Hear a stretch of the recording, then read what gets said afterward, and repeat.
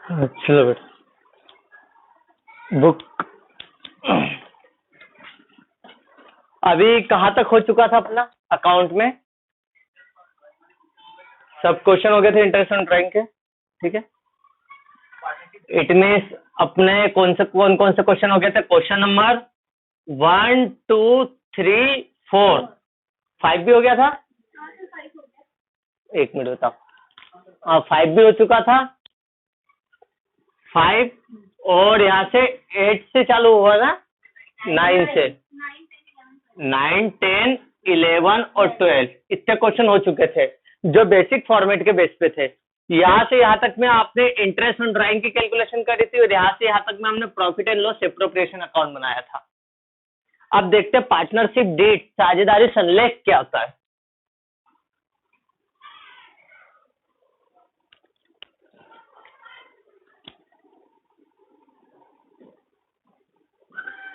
Partnership deed का है तो हिंदी में साझेदारी संलेख। क्या होगा? हमने पढ़ा था पार्टनरशिप बिजनेस, जो साझेदारी व्यवसाय होता है, पार्टनरशिप बिजनेस एक ऐसा बिजनेस है जो क्या हो वर्बल भी हो सकता है और रिटर्न भी हो सकता है, मतलब बोला हुआ भी हो सकता है और लिखित में भी हो सकता है। मतलब एक चीज है, एक्वायर्ड है। हमारी इच्छा होगी कि यार नहीं हम तो भाई आज तक कभी लड़ाई नहीं हुई है, साथ में बचपन से स्कूल में पढ़े हुए, आज तक कभी किसी बात पे झगड़ा नहीं हुआ, तो अपन साथ में बिजनेस कर लेते हैं, बोल देते एक दूसरे को, ठीक है, कि भविष्य में इतना प्रॉफिट बांट लेंगे तो इतनी सैलरी ले लेना है, या है ना, जो भी टर्म्स आपने बोला हुआ था।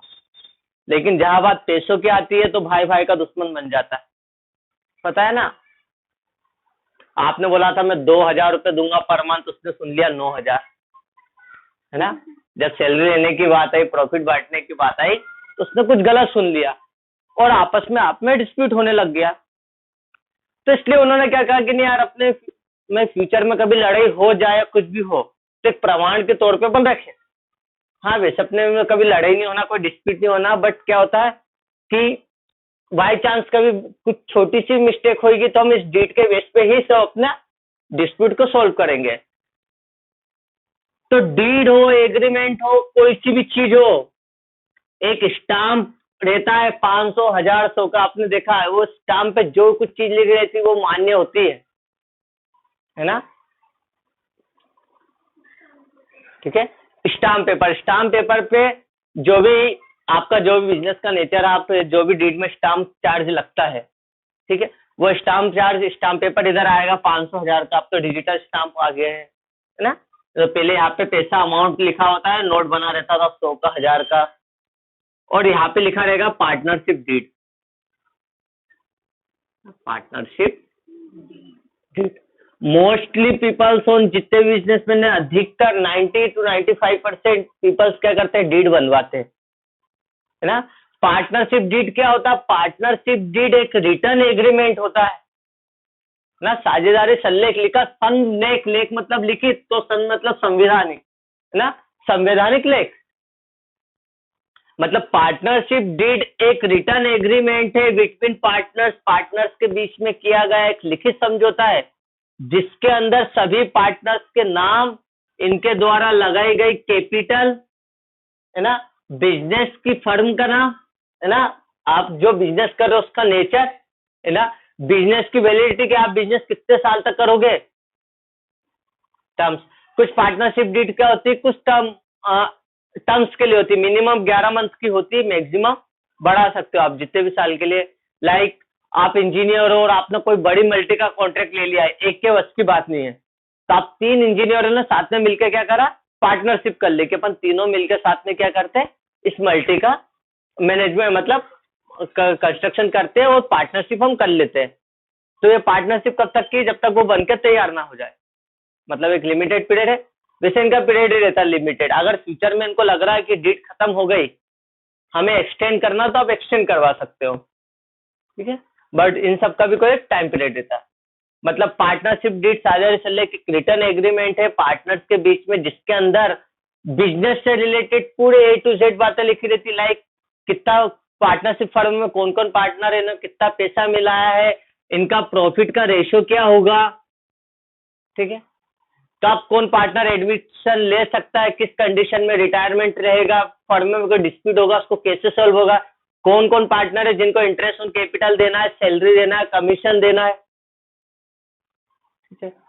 सभी के बारे में मतलब पूरी ए टू जेड डिटेल लिखे रहती है और फाइनली इसमें क्या कर दिया जाता है, इसको रजिस्टर्ड करवा लिया जाता है, ठीक है, कि फ्यूचर में कोई भी डिस्प्यूट तो आए तो इस डीड के अकॉर्डिंग सॉल्व हो जाए। देखो आपको क्वेश्चन आता है what do you mean by partnership deed. पहले अपन थ्योरी देखते हैं फिर प्रैक्टिकल देखेंगे।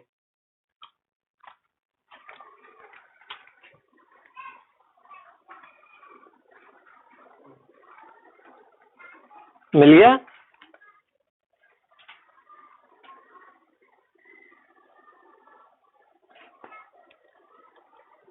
पेज नंबर 58 पे, 58 पे।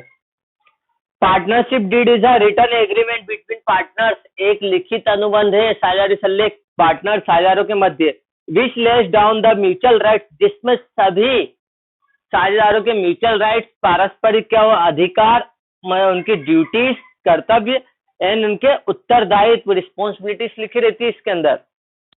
It state the condition and rules of doing a partnership business, के अंदर सभी नियम और कानून लिखे हुए हैं, है ना, व्यापार को चलाने के।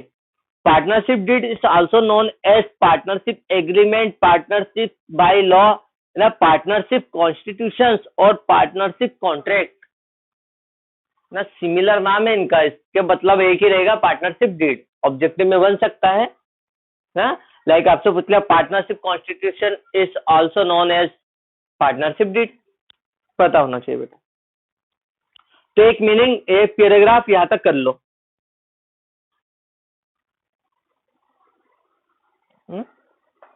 तो ये तो हो गया मीनिंग पार्टनरशिप डीड की। अब क्वेश्चन आता है अगला, इसमें देखो main contents of partnership deed, साझेदारी सल्लेख में लिखी जाने वाली मुख्य बातें क्या क्या लिखी जाएगी इस डीड में, क्या लिखोगे? पार्टनर्स का नेम, पार्टनर्स की कैपिटल, इनके प्रॉफिट एंड लॉस के रेशियो, है ना, बिजनेस का नेम, बिजनेस का नेचर, है ना, एडमिशन की condition, interest on capital, interest on drawing, partner की सैलरी, पार्टनर्स के कमीशन, है ना, अदर रेम्युनरेशंस। ये देखो ये लिखा है। सबसे पहले क्या लिखा रहेगा? Name and address of the firm, मतलब पार्टनरशिप डीड में क्या होता है, फर्म का नाम और एड्रेस। फर्म का नाम ऐसा नाम नहीं होना चाहिए जो किसी और फर्म से मिलता जुलता है, या सेम है, कॉपीकेट ना होना चाहिए।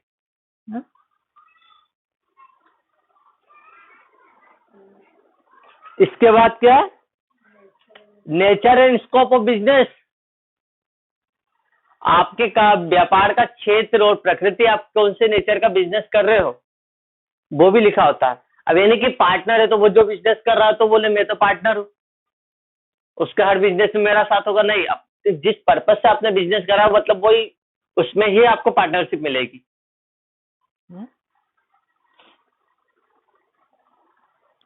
Name and address of partners, partners का नाम और पता। ड्यूरेशन ऑफ पार्टनरशिप, मतलब आपके पार्टनरशिप बिजनेस का टाइम कितना रहेगा।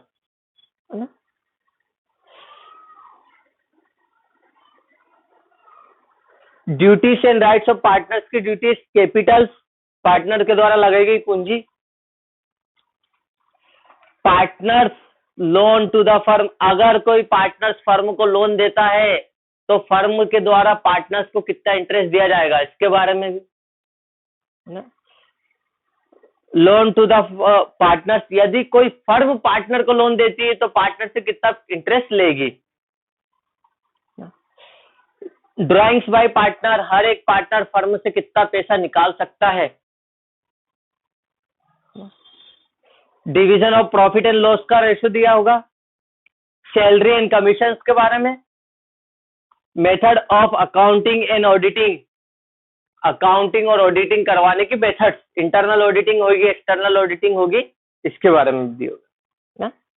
एडमिशन ऑफ न्यू पार्टनर्स, कब और किन कंडीशंस में नए पार्टनर को एडमिट कर पाओगे, किन कंडीशन में पार्टनर रिटायर हो सकता है ना। Non compliance of partnership norms, मतलब क्या क्या नहीं कर सकते, इसमें दे रखा डीड्स में also state the action if any that can be taken against a partner if he does not follow the norms of partnership। क्या एक्शन लिया जाएगा यदि कोई पार्टनर डीड के अकॉर्डिंग रूल्स को फॉलो नहीं करता है तो। किन कंडीशन में पार्टनरशिप फर्म को बंद कर दिया जाएगा? Dissolution of partnership. Partner business की गुडविल कैसे कैलकुलेट की जाएगी? फिर एक रूल दे दिया है, वो भी अपन बाद में पढ़ेंगे, बहुत लंबा है ना, गार्नर वर्सेस मर्रे का। ये सीए में आपको बहुत बड़े लेवल पे पढ़ने के लिए आएगा। बस यदि कोई पार्टनर की डेथ हो जाती है तो उसके एग्जीक्यूटर को पेमेंट कैसे दिया जाएगा, है ना। इंश्योरेंस करवाया है तो इंश्योरेंस का पैसा मिलेगा तो उसका डिवीजन कैसे होगा, है ना। राइट साइड पार्टनर्स के साइन एंड सिग्नेचर, है ना। और एक दे दिया आर्बिट्रेशन, अगर इनके बीच में कोई बिचौलिया मतलब क्या देखना पड़ेगा बेटा ये क्या।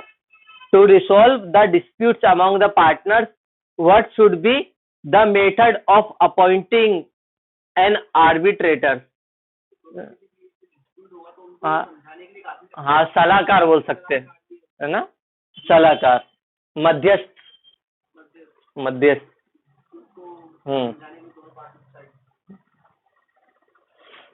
तो ये बेटा ये चीजें डीट में रहती है नॉर्मली। इन फ्यूचर अगर आप कोई क्या पार्टनरशिप डीट करो या एग्रीमेंट करो तो आप देखो उसमें कंटेंट क्या क्या होना चाहिए। अगर एक भी कंटेंट छूट गया तो वो भी डिस्प्यूट की वजह हो सकती है। आपको पता नहीं, आपने डीट बनवा ली, पता चला सैलरी के बारे में आपने मेंशन नहीं करा, कोई पार्टनर सैलरी के लिए बोलने लग गया तो फिर प्रॉब्लम हो सकती है ना। तो क्या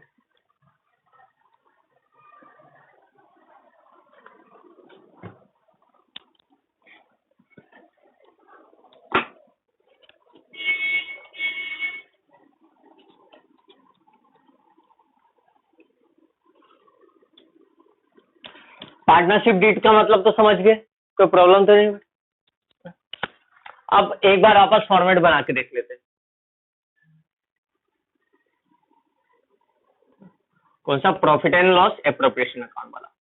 प्रॉफिट एंड लॉस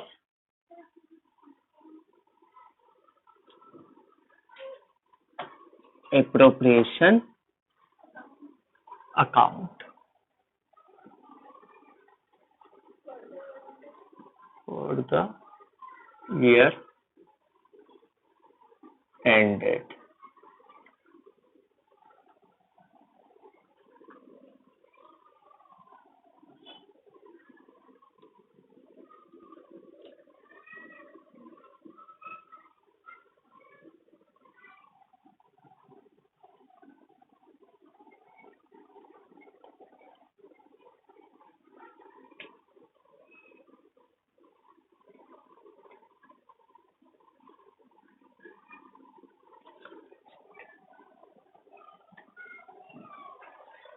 क्या आता है सबसे पहले? इधर सबसे पहले हम लिखेंगे, इस साइड वाले को पहले क्लियर करेंगे, है ना। सबसे पहले हम लिखेंगे बाय प्रॉफिट एंड लॉस। यहाँ पर हम प्रॉफिट ही बताएंगे, अगर लॉस आएगा तो स्ट्राइक करेंगे हम टू प्रॉफिट एंड लॉस, है ना। यहाँ पे ओनली प्रॉफिट शो होता है। और क्या होगा? बाय इंटरेस्ट ऑन ड्रॉइंग, ठीक। To interest on capital, to interest on law,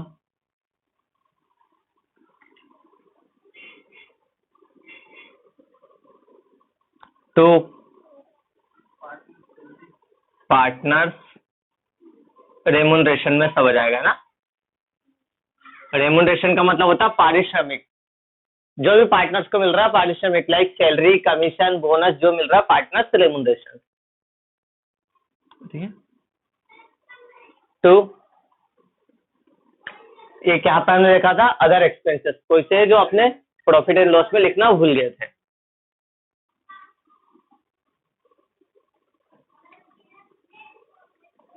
और टू नेट प्रॉफिट।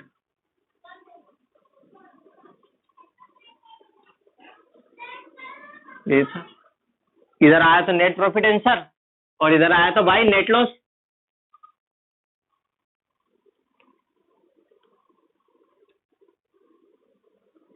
क्लियर है तक?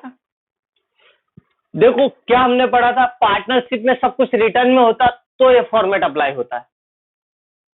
क्या आप पार्टनरशिप बिजनेस कर रहे हो, आपके पास रिटर्न एग्रीमेंट है, डीड है, सब कुछ है, या डीड में नहीं वर्बल भी कहा है लेकिन सब क्लियर है आपको, मतलब किसी को कोई कंफ्यूजन नहीं है, तो इंटरेस्ट ऑन कैपिटल भी देंगे, इंटरेस्ट ऑन लोन भी देंगे, रेमोनेशन भी, अदर्स एक्सपेंसेस वो तो सब दिया जाएगा, प्रॉफिट भी ना, सब अच्छा चलता रहेगा। लेकिन अगर मान लो आपके बीच में एग्रीमेंट रिटर्न में नहीं था और भविष्य में कोई लड़ाई हो गई, तो उस लड़ाई को सोल्व कैसे करेंगे बताओ? आपके बीच में एग्रीमेंट नहीं था, आपने पार्टनरशिप बिजनेस चालू करा और आपके बीच में रिटर्न एग्रीमेंट नहीं था, और भविष्य में प्रॉफिट ज्यादा देख के एक आधी पार्टनर्स के मन में लालच जाग गया या उसने कोई डिस्प्यूट कर लिया, तब क्या प्रॉब्लम सॉल्व करेंगे? कैसे होगी प्रॉब्लम सॉल्व बताओ ना बेटा। जब भी कोई डिस्प्यूट विवाद होता है तो बंदा कहाँ जाता है? कोर्ट में। कोर्ट में जज क्या बोलेगा? जज कभी भी अपने अंदाजे से फैसला नहीं देगा कि लड़की ये तो रो दी मेरे सामने, नहीं ये सही बोल रही होगी, तू ही गलत होगा, है ना, प्रॉफिट इसको दे दो सारा, ये नहीं हो सकता बेटा, है ना। तो रोना गाना नहीं, प्रॉब्लम जज क्या बोलेगा कि आपकी प्रॉब्लम क्या है, बोले हमने पार्टनरशिप बिजनेस चालू करा था, तो जज क्या निकालेगा, बोले निकाल के लाओ पार्टनरशिप एक्ट 1932, तो उसके सामने एक लॉ की बुक निकाल के सामने रख दी जाएगी जिसपे लिखा रहेगा साझेदारी अधिनियम 1932। अब बोलेगा प्रॉब्लम क्या है आपकी, तो बोलेगा हमारे बीच में कोई रिटर्न एग्रीमेंट नहीं था, है ना, अब ये सैलरी की मांग कर रहे ज्यादा, कि इन्होंने ज्यादा काम करा है, प्रॉफिट ज्यादा मांग रहे, तो वो क्या निकालेगा कि चलो भैया, क्योंकि कोई भी जज मन से अपने डिसीजन नहीं सुना सकता, नहीं तो वकील उसके ऊपर केस ठोक देगा कि इनके ऊपर एक केस बन ही नहीं रहा था, ये कैसे उसको सजा दे दी। देखते हो ना जोली, जोली एलएलबी, ये मूवी देखी होगी, वो जज से लड़ने लग जाता कि आपको राइट्स नहीं है ना, मतलब बिना नोटिस के अपोजिट वकील को नोटिस दिया आपने, कैसे यहाँ पर वो उसको गवाह को यहाँ पे प्रेजेंट कर दिया, विटनेस को, कितनी वेस्ट करता, है ना। लेकिन जज तो जज होता है, जज अगर चाहे ना, उसके दिमाग पे चढ़िए, जैसे सुप्रीम कोर्ट का जज है, वो आवश्यकता के अनुसार कानून में संशोधन या परिवर्तन किसी प्रकार का कर सकता है। निर्भया केस में एक छोटा बच्चा था जो 18 साल का नहीं हुआ था, नाबालिग था, बोले गैंग रेप में इसमें एक छोटा बच्चा है, क्योंकि आपको पता उसका वकीली कितना खतरनाक था, है ना। उसने क्या बोल दिया कि ये तो छोटा बच्चा है, इसको जेल नहीं होना चाहिए, इसको बाल सभा सुधार गृह में लेना चाहिए। तो जज ने उसी वक्त उस कानून में संशोधन कर दिया कि अब से नाबालिग की उम्र 18 साल नहीं 14 साल कर दी। पूरा भारत में अप्लाई हो गया। मतलब अगर जज को लगता है कि संशोधन करना चाहिए, कुछ अपडेट कर देना चाहिए, तो वो कर सकता है। अब उसने आपकी प्रॉब्लम सुनी कि आपका पार्टनरशिप बिजनेस था, पार्टनरशिप एक्ट लेके आए, जो कंटेंट यहाँ पे लिखे वही उसकी बुक में भी, उस लॉ में भी लिखा है। अब वो देखेगा कि भैया पार्टनरशिप एक्ट में जनरल रूल्स दे दिए इसने, सामान्य नियम in the absence of partnership deed, देखो मिल गया आपको कि साझेदारी समझौते के अभाव में लागू होने वाले नियम कौन से रहेंगे। तो देखो इसमें दे रखा है सेक्शन 9 to 17 में जनरल उसको डिफाइन किया है, 9 से 17 तक में, है ना। क्या क्या कहा है, बिजनेस ऑपरेशन, अगर लड़ाई किस बात पे हो रही है कि वो सब अपनी वाली वही चला रहे कि मैं ही सब हूँ, उससे पूछ कर तुम दोनों काम कर रहे हो, तो डिस्प्यूट हो गया। तो जज ने पहला क्या इसमें बताया कि भैया हमारे कानून के हिसाब से अगर बिजनेस ऑपरेशन में सभी को भाग लेने का समान अधिकार है, कोई इसमें बड़ा या छोटा नहीं होगा, तो सबको समान अधिकार है। तो पहली प्रॉब्लम है सोल्व करी। दूसरा क्या करा, use of firm asset, firm की असेट का यूज केवल फर्म के लिए ही किया जाएगा, समझे। इसका मतलब अगर फर्म में आपकी एक गाड़ी है, कार है, और वो फर्म के ही काम से आने जाने के लिए। लेकिन आज 2 अक्टूबर, फिर संडे आ गया, 3 दिन कुछ काम नहीं, आपने अपने घर ले गए पर्सनल यूज, बिना इनकी परमिशन के घर ले गए और आपने यूज कर लिया, तो ये अधिकार नहीं है आपको। मतलब फर्म के असेट्स का उपयोग केवल फर्म में ही किया जाएगा, कोई भी अपने पर्सनल व्यक्तिगत हितों में इसका उपयोग नहीं कर सकता है। फिर अकाउंटिंग ऑफ प्राइवेट प्रॉफिट। हाँ, अगर इन्होंने वो कार आपने दे भी दी, बाद में पता चला क्या कि इन्होंने वो कार ले तो गए थे यूज करने के लिए, लेकिन उन्होंने किराए पे चला दी 2 दिन और उससे प्रॉफिट हो गया, तो वो प्रॉफिट किसका होगा? फर्म का होगा। ऐसा नहीं कि वो उनको तो पता नहीं है, चोरी छुपके उन्होंने दे दी, चोरी छुपके दी और उन्होंने कमा लिया है और आपको पता नहीं चला है, तो वो तो उनकी ब्लैक मनी हो गई। लेकिन अगर आपको पता चल गया है ना, तो प्रॉफिट भी किसका होगा? आपका होगा, मतलब फर्म का ही होगा। हाँ, प्रॉफिट फ्रॉम कॉम्पिटिटिव बिजनेस, ये बहुत देखने को मिलता है। कैसे प्रॉफिट फ्रॉम कॉम्पिटिटिव बिजनेस? देखो क्या होता है कि अगर आपने कोई बिजनेस चालू करा तीनों पार्टनर्स ने, ठीक है, और पता है उसी प्रकृति का सेम बिजनेस इन्होंने अपने घर से भी चालू कर दिया और यहाँ के क्लाइंट उठा उठा के वहां पे ट्रांसफर करते जा रहे धीरे धीरे, है ना। तो अब आपको पता चला कि यहाँ पर भी बिजनेस वही करे, कपड़े की शॉप है, और वही शॉप क्या इन्होंने घर पे भी डाल रखी है, और यही क्लाइंट को बोल रहे कि डिस्काउंट दे दूंगी उधर जा, है ना, तो बिजनेस चला रहा हो, आपको पता चल गया, तो वहां का भी प्रॉफिट फिर किसका होगा? फर्म का ही होगा, है ना। यदि कोई पार्टनर दोनों उसी प्रकृति का बिजनेस कहीं और कर रहा है और वहां से प्रॉफिट कमा रहा, तो वो प्रॉफिट भी किसका माना जाएगा? फर्म का ही माना जाएगा। ये होता पार्टनरशिप बिजनेस।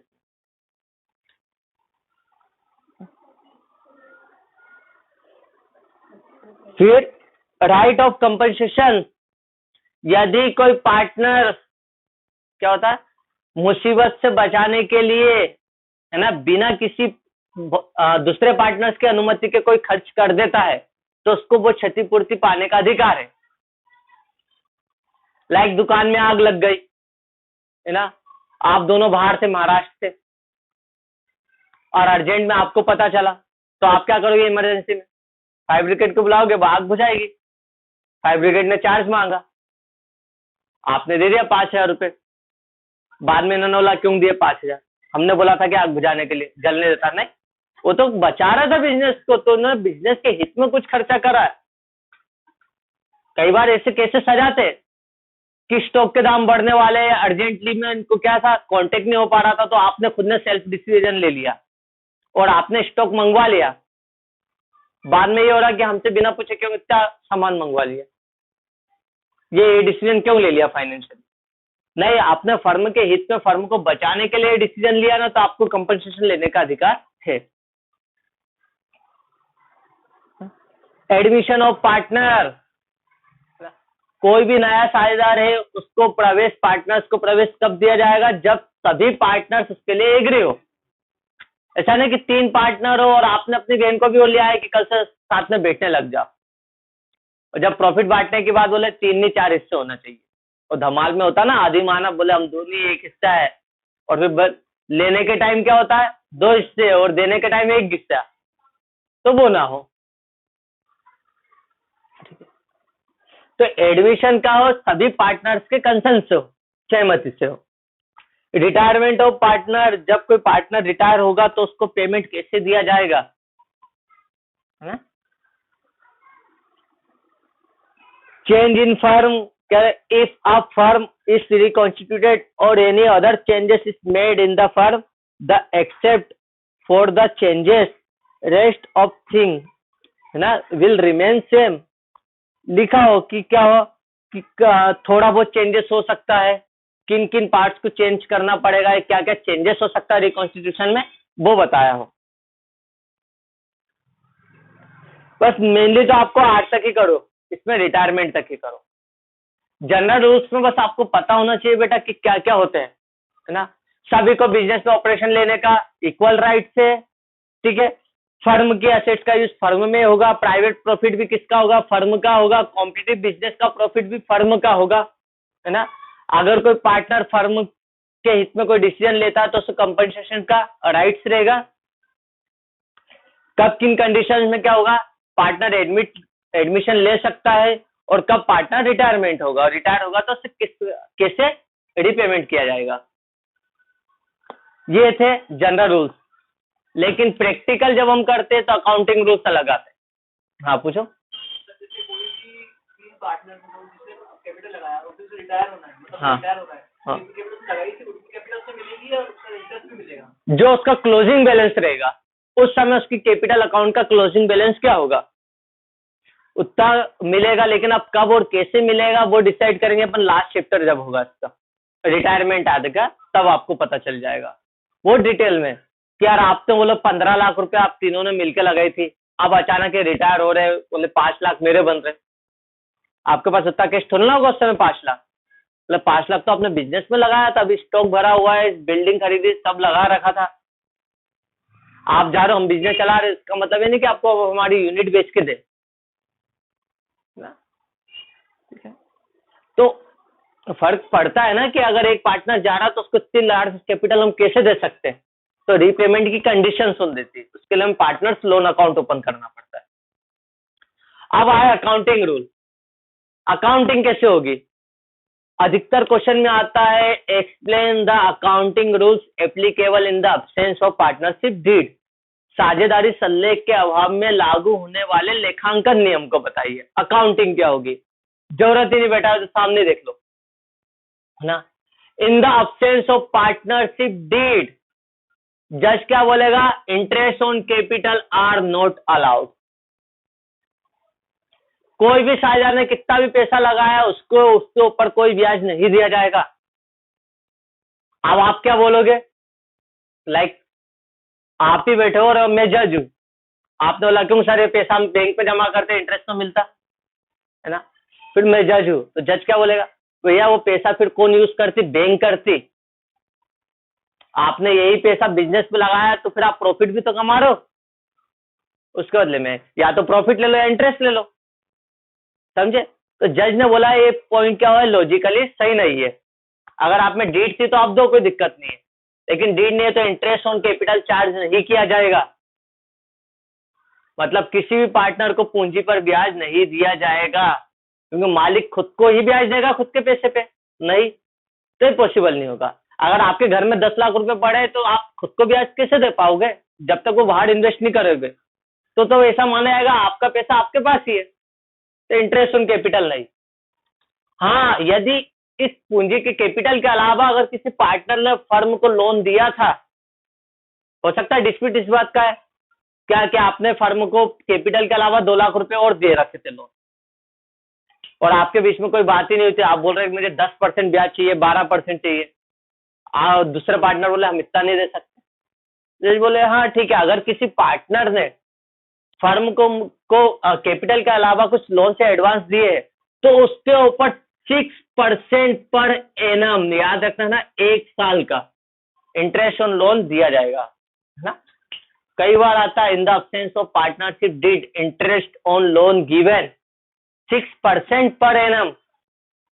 एग्जामिनर का बहुत फेवरेट क्वेश्चन है, क्यों गलतियां क्या क्या करते, इन the absence of partnership did interest on capital given, ये लिख दिया जाता, सब 6% पर एनम कर देते। अरे इंटरेस्ट ऑन कैपिटल नहीं देते अपन, पूंजी पर ब्याज नहीं देते, ऋण पर ब्याज देते, इंटरेस्ट ऑन लोन दिया जाएगा 6%, ठीक है। और पर एनम, फिर एक बार क्वेश्चन और आ जाता है क्या, इन the absence of partnership did interest on loan given 8%, 6%, 6% per annum, 10% per annum, तो बहुत सारे 6% पे करके जाते हैं।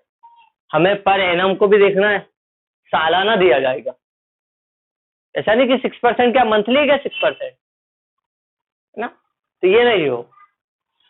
तो क्या इंटरेस्ट ऑन कैपिटल नहीं देंगे, ठीक है, इंटरेस्ट ऑन लोन देंगे 6%। अब पार्टनर बोले ठीक है हम कैपिटल नहीं ले, इंटरेस्ट ऑन लोन ले लेंगे 6%। सैलरी और कमीशन देना चाहिए कि नहीं, सैलरी किसको दी जाती है,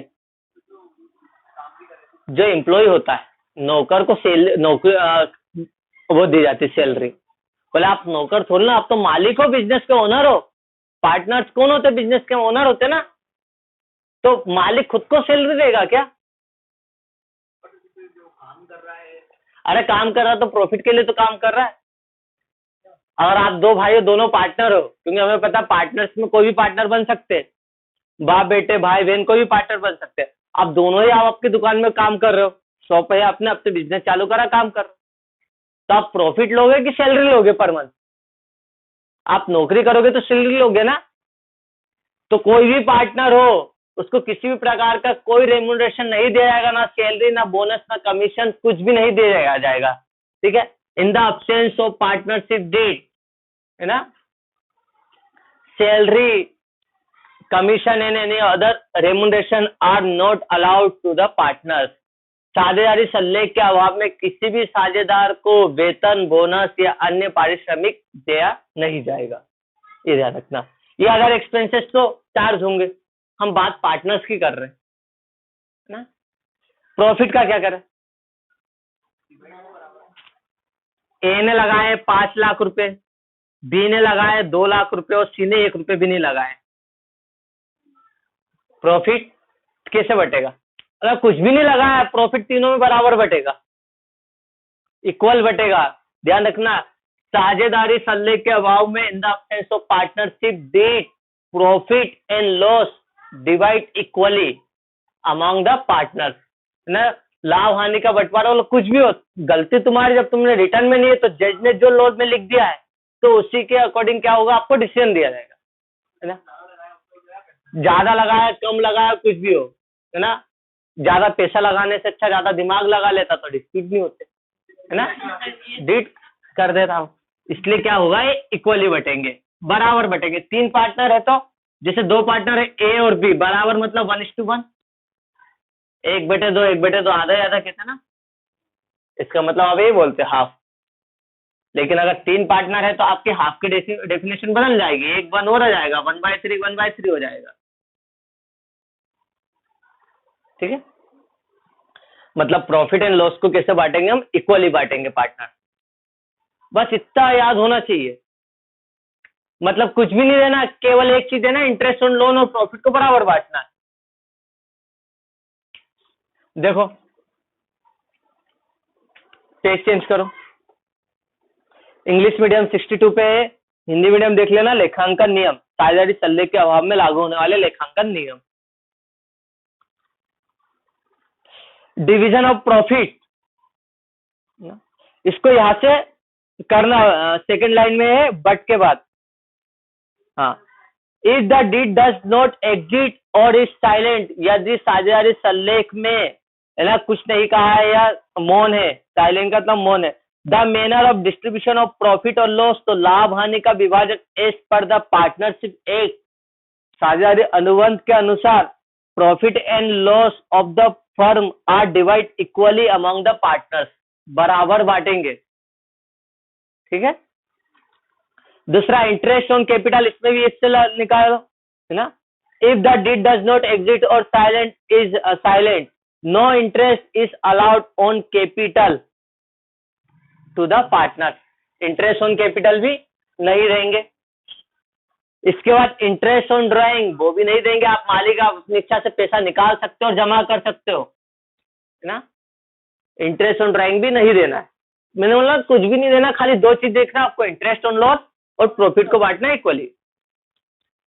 इसके बाद वही लिखा उसमें, बट के बाद जैसे सेकेंड लाइन में, if the deed is silent no interest is charge on drawing from the partner, partner से किसी प्रकार का कोई, है ना, इंटरेस्ट ऑन ड्राइंग नहीं लिया जाएगा। Interest on loan, if the deed does not mention about the interest, है ना, then interest at the rate 6% per annum given to the partners on such loans and advances, है ना। इससे चालू नहीं, आप अपने लैंग्वेज में लिख सकते हैं, in the absence of partnership deed interest on loan, ठीक है ना, charge 6% per annum to the partners given such loan and advance.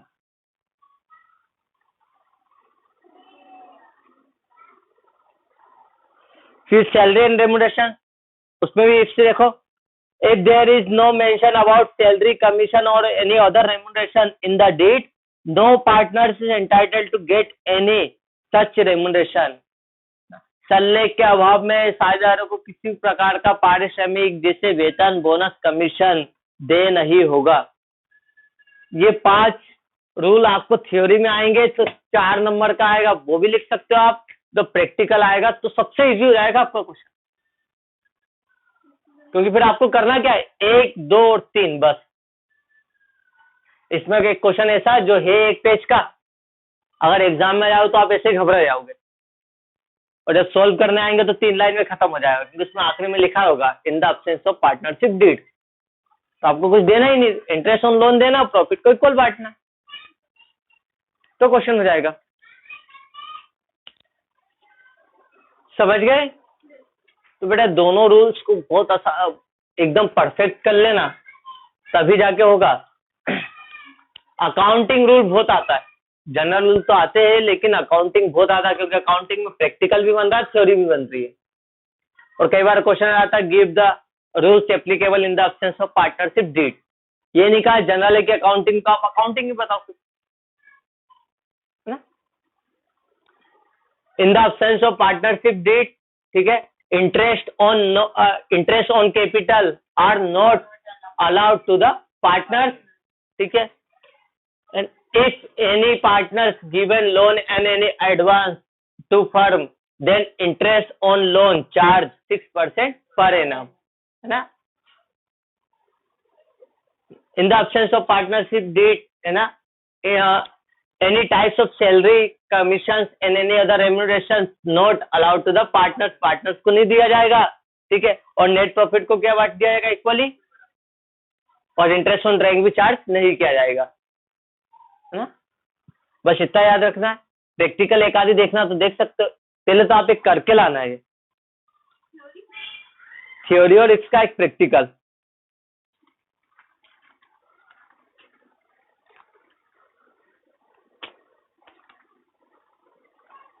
Question number 6,